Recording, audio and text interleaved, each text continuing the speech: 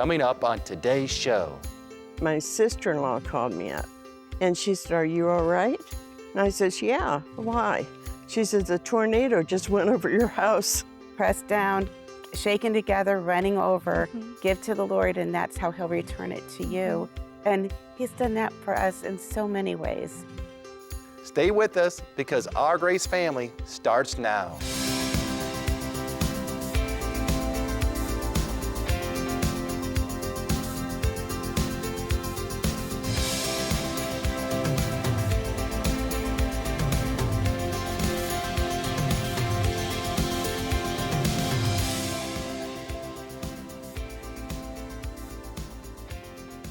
Welcome to Our Grace Family. Thank you for joining us. I'm Reverend Steve Millar, a minister at Grace Cathedral, and this is my lovely wife, Kathy. Today's program, we have two members from Grace Cathedral, and they're going to be sharing how God blessed them physically and financially, along with how God protected them. Welcome to the program today, Nancy and Bonnie. Thank you. Thanks. So good to have you with us today. And it's a mother and daughter duo. And we're so excited to hear your story. You've been a part of the ministry for about 56 years, I understand. Right. And we want to start off with you, Nancy, how God has protected you and your family down through the years. Yes, He has protected me. And it's amazing because when we were younger, we were sort of stupid. So one day, a tornado went right over our house. And we were both looking out the windows. You and your husband? Yeah, me and my husband. And he was at the back window and I went to the front window. And he was telling me about how the trees were bending almost to the ground. And he says, "Wow." He says, "I never seen anything like that before." And I says, "Me neither." So I was checking it all out and everything was blowing around really bad. And so I went into the bedroom. When I went into the bedroom, it got real quiet. And I thought, maybe we're in a tornado. I don't know. But I still stayed up there. We never moved. You didn't take shelter. Yeah, and trees fell down across our street. And we didn't even know it. But the people in the cars were coming down our street and turning around and going back. Well, we found out why. The trees were laying across the street. They couldn't go anywhere. And also a business at the end of our street, which is only, we were 6th house on the end, by the end of the street. And the roof blew off of there. Well, everything had went black. You know, there's no power at all in our house. And finally, after it was all over, my sister-in-law called me up. And she said, "Are you all right?" And I says, "Yeah, why?" She says, "A tornado just went over your house." And God So had protected you. He protected us. And, you know, we should have been downstairs. Was Bonnie alive at that time? Yeah. I was there. I was She looking was out the window at all the stuff blowing. And we were just commenting on how the trees were really moving around. But we didn't have a clue it was a tornado. We hadn't heard any announcements or anything. And we had been listening to the radio, but it didn't announce it. And then the radio just went staticky for a while. And then I think before the power went off. So afterwards, you realized with all that damage, Yeah, how God right. had protected you. Yeah, that it Yeah. had been a tornado. And then he kept them safe on various other tornadoes that I don't remember Yeah, being a part of. She about thinks I 2 was or with 3. one of them, Yeah. but 2 other ones too that they were in campers. And she can tell you about one of those. Yeah. We were in a camper, and it was late at night. My husband was in bed with me, sleeping. And I was up praying or thinking about it, you know, talking to the Lord. And I heard this truck-like sound going down the street. And I thought, what is that? And I felt the trailer started moving around a little bit. Well, it was a tornado. And my husband finally woke up after it was over. And he says, "What's going on?" I says, "Nothing, go back to sleep." So the next morning we went down to our friend's house, or a trailer. And she said, "Did you hear that tornado go through?" And I says, "Yeah, tornado 1." She said, "That's right." And trees were blown down. some of the trailers were damaged, roofs blown off and stuff. But the Lord protected us. We didn't Right. have anything the matter with that. Now, was your husband serving the Lord during that time? Oh, yeah. Yeah. So he knew that God too had Yeah, protected you he again did. in that Yeah. tornado. And it pays to serve the Lord. It Yes. does. Because It when he does, does, when you definitely. do, he will protect you. Yeah. Yeah, he said he'd protect us, Yeah, Yeah. because he and was he sleeping right surely through all did. that. He Yeah. surely did. Now, Bonnie, you have a financial blessing you want to share Yeah. today. As you said, we came in 56 years ago. I was 10. And I was watching all the offerings and stuff, and I would watch my mom get pointed out all the time and watch the benefits of giving to the Lord. Because Can when, you explain what that means about yes, being pointed out yes, to it's our when audience? Reverend Angley used to point to people in the audience, and the Lord would let him know their conditions. I mean, to the detail. So he had Maybe the gift of discerning. he had the gift of Mhm. discernment, but the Lord would literally tell him about what was going on in your life, whether it was a personal problem you were going through, and he'd give you wisdom, or if it was a physical ailment you had and how to deal with it. And when I was older, he even pointed me out for a job that my husband was interviewing for. And he told me that I was putting it in God's hands and then I was taking it back out. And I was. And he said, leave it in God's hands and God will move. And God did move that week. And a job that he had told he wasn't going to get, they called him back up and said they were still considering him for the job and he got it. Because at that time, they wanted to relocate us to another area. And they wanted to take us to Columbus, and we wouldn't have been able to be a part of the ministry like I am and like we are. So God really moved even back then. And what was funny about that is I had done a 40-day fast for it, but I still kept taking it back. And Now, so I when you get pointed say out, you're taking it back, what do you mean by I that? would worry about it again. He would say, well, what happens if God doesn't move? And I'd say, I'm not moving. And then I would go down that route in my mind and how, if God didn't move, instead of just saying, God's going to move, Jim. He's got this, He's going to work it And out. Jim was newer in the Lord. And so he wasn't the one pointed out. And I had done a 40-day fast, and he had done his part in the world's eyes. He had applied at 40 different places. He only got one job interview.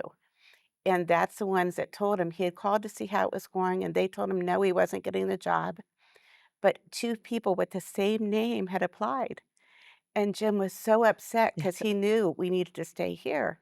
And so, but by that reaction to the lady, because he was just heartbroken, they thought he would just leave the job right away because they didn't think it was a good enough job for him, Mhm. that he was overqualified. But he needed a job to stay here, and then he grew within the company. Right. But God used it. But Reverend pointed me out and said, you have a problem and you're giving it to the Lord, then you take it away. And you give it to the Lord and you take it away.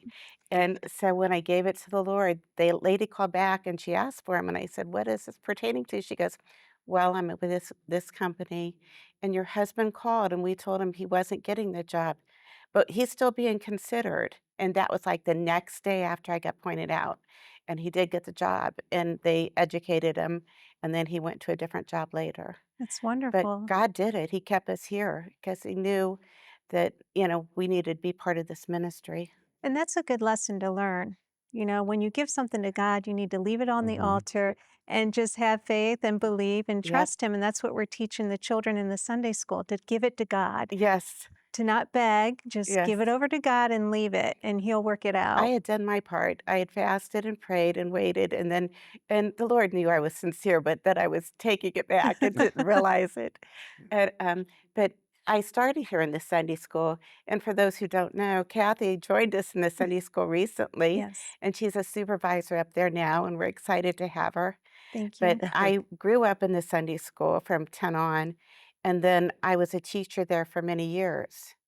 And then when I was getting ready to stop for a while and pause being in the Sunday school, the Lord moved on me, woke me up in the middle of the night and told me to buy bells for the Sunday school children.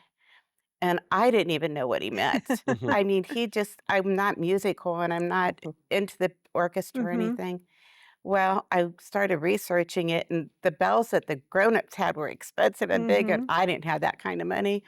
And I told the Lord, Lord, I don't know what you want. I can't afford those. And I just left it because I knew He wouldn't require that from me when we couldn't do it. And so I went out and I found these little plastic bells for the little ones because I was teaching them the Mhm. 5-year-old class. And I tried to use it with them, but I have no musical talent, so it didn't work. So I just put them in the cupboard and left them. But later, after I left the Sunday school, a friend of mine that's now in charge of the bell choirs, Carrie DeFranco, Mhm. found them and started using them with the children. And that's what started the children's program Yes. with the bells. And it was amazing to be a part of that. But it was funny because I had a prayer request with the Lord, and I asked Him to bless me so that I could just be a blessing. And it wasn't, I didn't want it to come through my husband. Was our sole provider mainly for all the years. And I just wanted God to do it on my own. And He did. I had been in a motor vehicle accident and I was supposed to be getting a settlement, but it didn't come and it didn't come. And Reverend Ansley was going to go with a team to Africa. Mhm. And he asked us to put in a request that we wanted done while they were gone. And so I put the request in that the Lord would settle the lawsuit and that I would get my settlement. Well, I did, but in the meantime, the Lord started dealing with me about the bells again and about chimes. But I'm going to back up a little bit. Before that, I had gone to a yard sale, and the woman there was selling chimes, which are the long Mhm. sticks that they play. I'll call them sticks for better words for those that They don't kinda know look what like chimes sticks, are. yeah. And, Mm. I called Carrie and said, Carrie, do you guys need chimes? Well, they were thinking about starting a new group, and I Mhm. didn't know. And she said, of course. And so we checked them out, and they were good. So we bought them. And then we bought more so that the group didn't only have one to play Mhm. each. Right. And but I thought, I told Carrie, I said, "The Lord told me to buy bells." She goes, "Well, these are bells." And I Uh-huh. said, "Okay." But you 'Cause wanted but to they do weren't really more, right. bells Mhm. because 'cause I'm thinking the bells. Mhm. And so the Lord kept dealing with me about it, and, a set came up on eBay, Mhm. and I was watching, and there were 2 different sets offered. And I lost the first bid for the one kind, and I kept watching because I was a backup bid, and he didn't pay. And then another set came up, but I didn't know which was a better set, but I was just praying because I knew how much money I had. And I started bidding on the second set, and but I didn't know whether I thought the first set was better, so I didn't know which way to go. And I even called eBay, and this other guy that hadn't paid 1 cent towards his first order because he wanted to get them both, Mhm. um, he got disqualified. And because I won the second bid, and it was a better set than we had even had at that time because you could change something Right. easy for him. Mhm. And it was amazing because I won the bid. It was worth so many thousands dollars more than my Yeah. settlement was. Wow. But my settlement covered the chimes and the bells. See, God worked it out. And because you yielded and listened to the Lord, now we have 2 bell youth groups that are using those bells, and it's such a blessing. Well, we have to take a quick break here, but friends, stay with us. We have more to come. We'll be right back.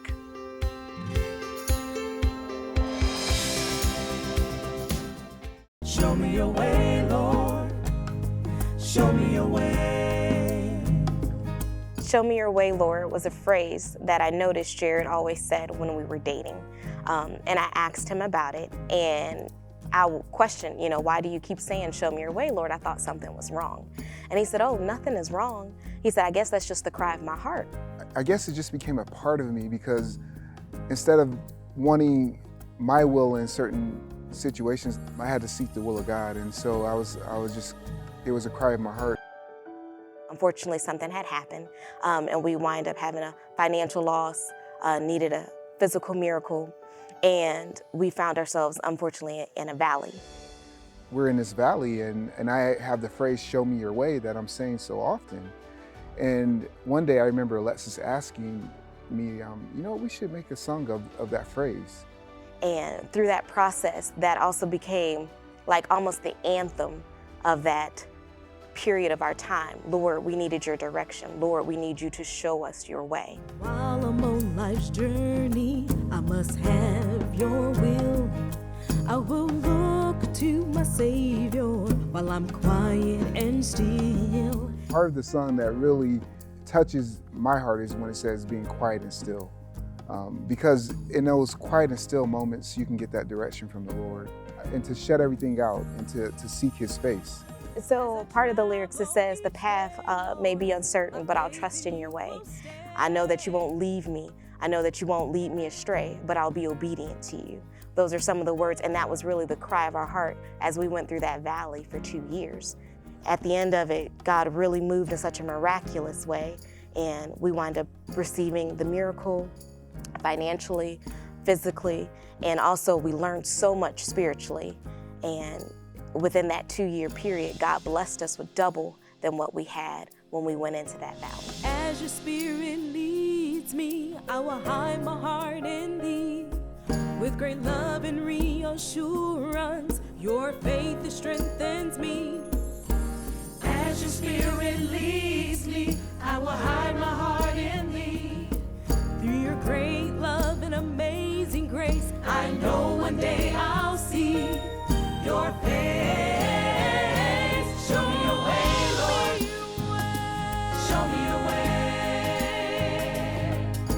I know that one day I'll see your face. I'll bow before your throne.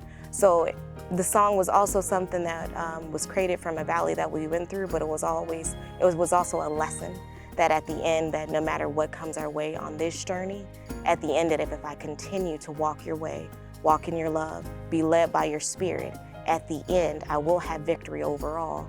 And at the end, I'll be able to see your face in heaven. We can all follow that path the Lord wants. God can show all of us the way to heaven. And that's what it's all about, that we can all make it to heaven. Show me your way. I must walk in your path, Lord, each and every day. Lead me by your spirit, Lord. I walk in your love. Show me your way, Lord. Show me your way. Show me your way, Lord. Show me your way. Show me your way. Look upon his face. Bow before his throne. For you show me your way of everlasting life. Way of everlasting life. Show me your way. Show me your way.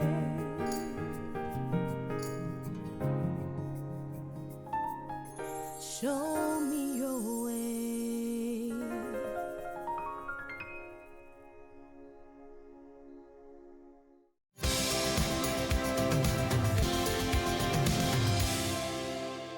We're back with Nancy and Bonnie. And Nancy, could you tell us about a miracle that you received? Yeah, God doesn't just protect you through life, but he also heals you. And Reverend Ainsley was having a contest at church about bringing people in. And so I had brought 3 people in. After I got the baptism, God gave me so many new friends. And they were all Christians and wanting to serve the Lord. And so I was sitting there down front. And at you the invited church. these people, these new friends, to church. Yes. How 'Cause old were you at that time? Do you know?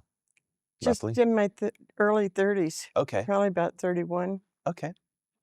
And so anyway, I was sitting there, and Reverend Ainsley started pointing people out through gifts of discernment. And he told me that I had a constipation problem. And I thought, oh no, I got so embarrassed. Because you had your 3 new friends with you. Right, right. And I was so embarrassed. But anyway, I had had that problem since I was young, very young. And my mother had taken me to the doctor because if I'd walk any length of time, my side would hurt really bad. And so it limited a lot of stuff I could do. But anyway, after I told my mother, she took me to the doctor, and she told me that he told us that I'd have to have an operation. Well, it was after the Depression, and we couldn't afford it. So I had to live with it. So all those years later, Reverend pointed me out Mhm. for the miracle. And so on my way home that night, I had just left the church and I was driving, and I started laughing. And I couldn't stop laughing. I started asking God to forgive me for laughing, because I thought that was really serious for me, you know. And so I finally realized it was the joy of the Lord. And I had never had an experience like that before. The Holy Spirit just took you Yeah, over and he was just took laughing me through over. you. Yeah, And that's exciting that, even though that was embarrassing to you, it yeah, was wonderful that you received that miracle. I know. Because I'd have to have surgery to get it, Mhm. taken care of. So That you is so suffered good. all those years, and then Yeah, God just took it all away. yeah.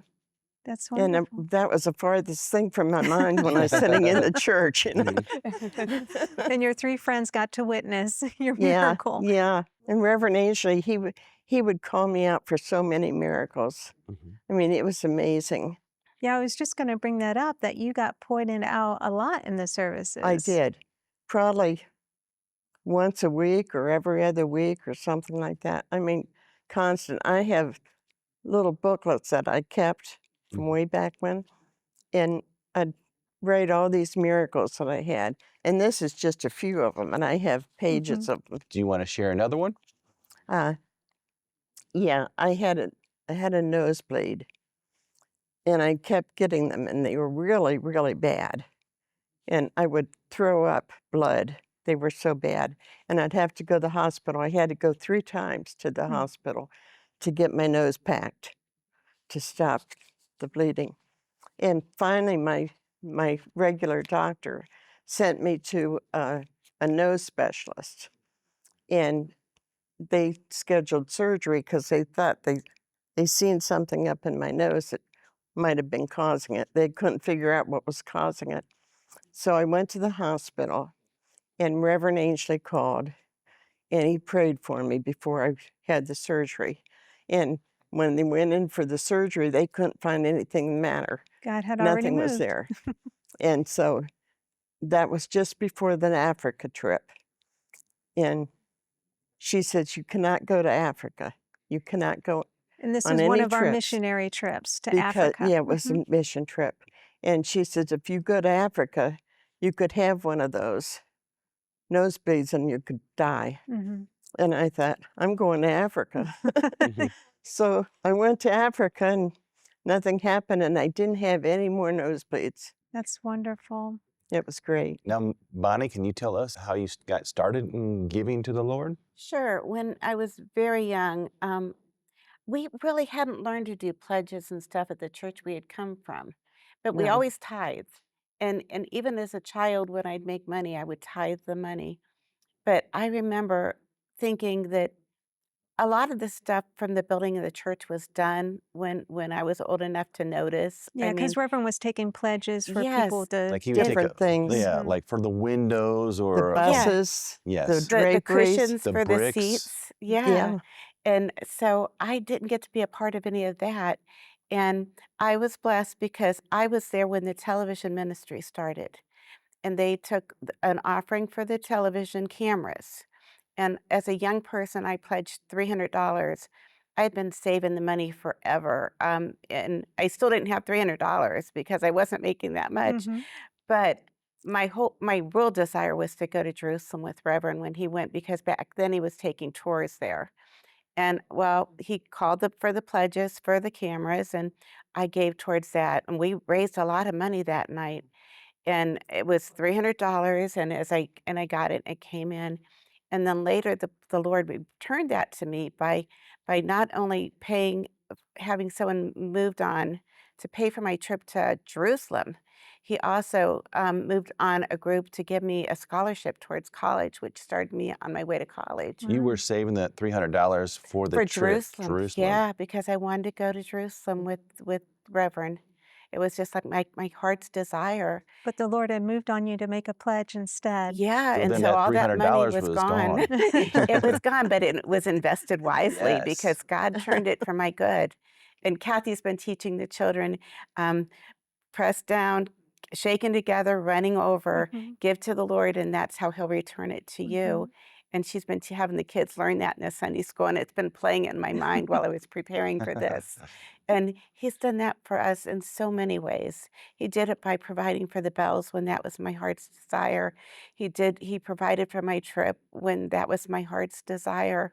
And another time, he asked for the biggest pledge we'd ever given.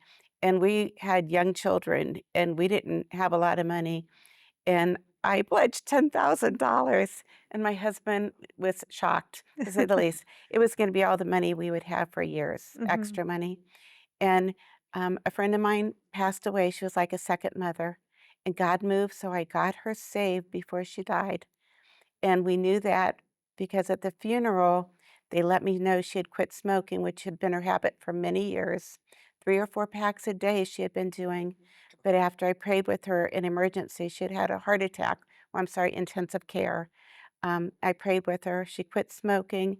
She went to be with the Lord 10 days later, but left me an inheritance.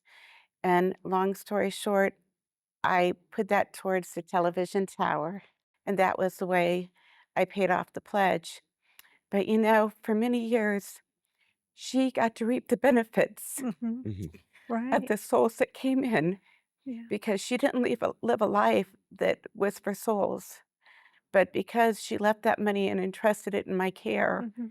and I turned around and gave it to God, she's got many souls probably in heaven because of her Right. and the money that she gave me that went towards the tower. So I'm just so thrilled that God enabled us to do that. So when he Yes. asked me to give now, it's easy to give. It's easy to give because he's already proven to you Yeah, again that and he will again. give back Mhm. Yeah, more than you can even imagine. He yeah, opens up the windows of heaven and he pours out a mighty blessing that we yeah, can't even contain it. Well, yeah. we want to thank you so much for being on the show today and for sharing your wonderful testimonies. Thank you for being with us. Thank you for having us. Yes. Yes, and Wonderful. it pays to give to God It does, you know, definitely. because God will give back. He Mhm. does every time. Wonderful program. Friend, we'd like to give you an opportunity at this time to receive Jesus Christ into your heart. I'd like you to pray with me. Say, "Oh God, save my soul. Forgive me for my sins. Come into my heart, Jesus. Come on in, Jesus." Amen. If you meant that prayer, you have Jesus Christ in your heart, live for Him daily, and tell others about Jesus and be in the services with us. And we'll see you next time. Bye-bye.